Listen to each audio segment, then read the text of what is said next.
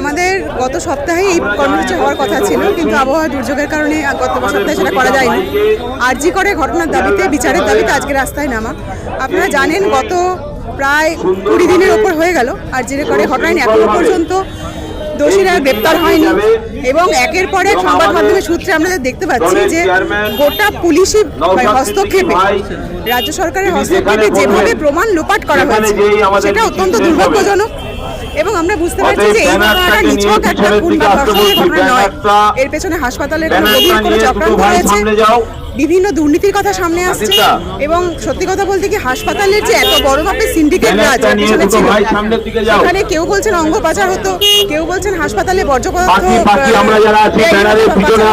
কি ছিল। এবং এটুকু আমরা বুঝতে পারছি যে তরুণী নিহত হলেন, তিনি আরজি করের এই সিন্ডিকেট রাজের বিরুদ্ধে কথা বলেছিলেন, প্রতিবাদ করেছিলেন, সেই প্রতিবাদের জন্য তাকে হত্যা করা হলো।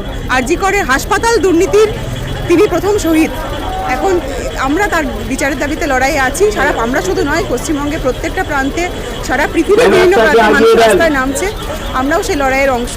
রাস্তায় হাঁটব।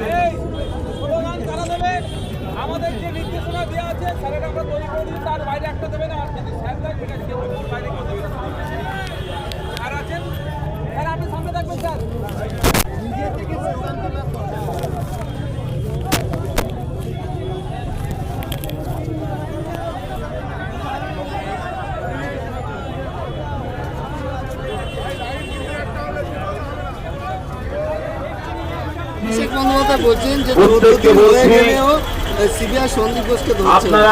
দেখুন, সিবিআইকে তো যখন কেস হ্যান্ডওভার করা হয়েছে পুলিশের মদতে, তার আগে সমস্ত প্রমাণ লোপাট করে দেওয়া হয়েছে। সবচেয়ে বড় কথা, এরকম একটা ঘটনায় ডেড বডিটাকে প্রিজার্ভ করা দরকার ছিল, যাতে পরবর্তীকালে ইনভেস্টিগেশন করা হয়। যেভাবে তড়িঘড়ি করে তাকে শ্মশানে দাহ করে দেওয়া হয়েছে, সেখান থেকে পরিষ্কার যে সরকার ইচ্ছাকৃতভাবে পুলিশকে কাজে লাগিয়ে প্রমাণ লোপাট করেছে। এখন প্রমাণ লোপাট করার ফলাফল আমাদেরকে ভুগতে হচ্ছে, দোষীরা সামনে আসতে পারছে না। তবে আমাদের ভরসা আছে, নিশ্চয়ই সিবিআই শেষ পর্যন্ত তদন্ত এগিয়ে নিয়ে যাবে। এখানে সবার আমাদের দায়বদ্ধতা রয়েছে। নিজেদের মা এবং বাবার ফটো লাইন ব্যবস্থা করে দাঁড়িয়ে যান। তিনি বলছেন যে বারবার যে কাপড়টা সেটা বদলাই করা হয়েছে। হ্যাঁ, বারবার বদল করা হয়েছে, বারবার বিভিন্ন বয়ানে বাড়ির কাছে ফোন যাচ্ছে। একবার বলেছে আত্মহত্যা, একবার বলেছে অসুস্থ, একবার বলেছে সুইসাইড করবে। তাহলে কেন, মানে কিসের, কাকে আড়াল করতে চাইছে? এবং আশ্চর্যজনকভাবে আমাদের মুখ্যমন্ত্রী প্রথম দিন বললেন যে গোটা ওয়ার্ল্ডের নাকি বেস্ট টিম উনি নিয়োগ করেছেন। তাহলে গোটা ওয়ার্ল্ডের বেস্ট টিম যদি এটা এফআইআর করতে না পারে, একটা ধর্ষণের প্রমাণকে প্রিজার্ভ করতে না পারে, তাহলে কলকাতা পুলিশ আমাদের পাবলিকের ট্যাক্সের টাকায় লক্ষ লক্ষ টাকা দিয়ে পুষে কি লাভ? তারা বিচার তো দূরে কথা, প্রমাণকে তারা কি লাভ আছে তাহলে পুলিশকে রেখে? মুখ্যমন্ত্রী 2011 সালের আগে বলেছিলেন বদলা নাই বদল চাই। বলছেন এই কথাগুলো ওনার ধৈর্যের বাঁধ ভাঙছে, এটা প্রমাণিত হয়। এবং ধৈর্যের বাঁধ ভাঙাটা খুব স্বাভাবিক, কারণ মানুষ যেভাবে বিক্ষুব্ধ হয়েছেন, এটা উনি বোধহয় এখনো বুঝতে পারছেন না যে মানুষ আসলে কতটা বিক্ষুব্ধ এবং কতটা বিরক্ত এই শাসন ব্যবস্থার ওপরে, এবং পুলিশের ওপরও তারা কোনো ভরসা রাখতে পারছেন না।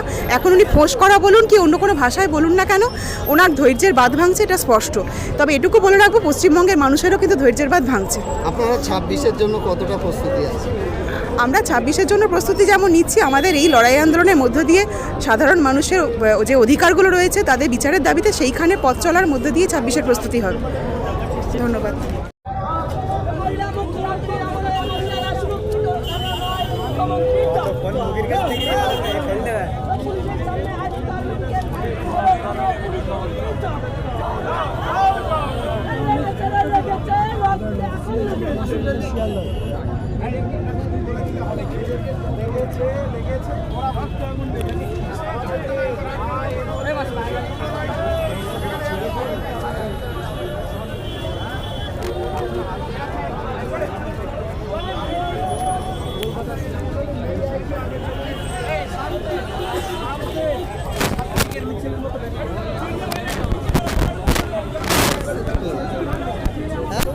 লাইট দিচ্ছে নাকি?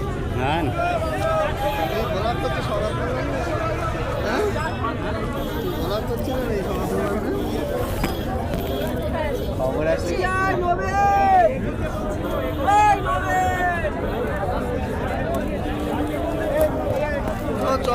পিছন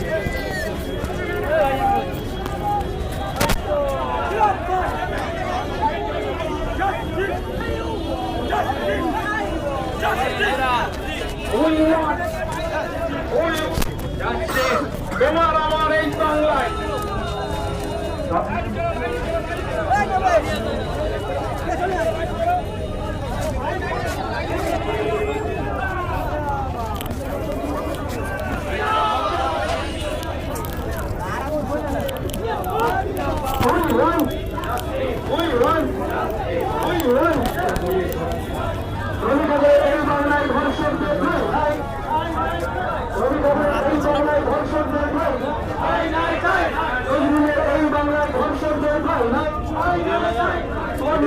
বাংলায় ধর্ষকদের ঠাই নাই, এই বাংলায় ধর্ষকদের ঠাই নাই। We win. We win.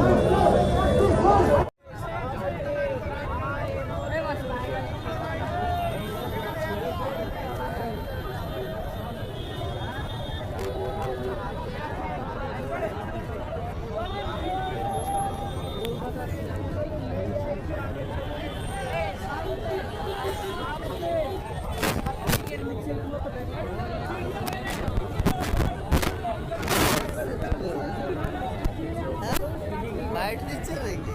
না না বলার করছে সরার বলার করছে না রে খবর আসছে